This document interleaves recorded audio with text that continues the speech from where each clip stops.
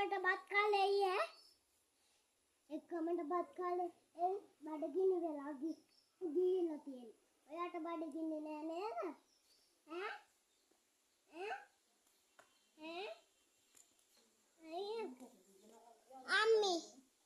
අම්මි අර චෝටි හරක අඩම ඒක අම්මලා ඇද්දින්නේ නෑ ඒ අම්මලා ඉද්දි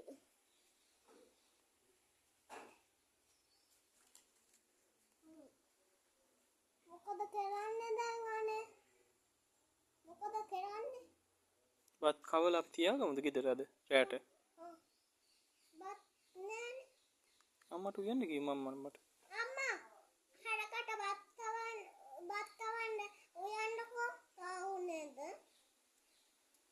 කීනකාව නිදි කරමු ඒකගේ හැට උම්මා ගයිනේ ඔව්නේ අඩන්න තුින්ද හැට තියාගෙන ඉන්නම් අපි ඈ ඉනා වෙන්නේ hina වෙන්නේ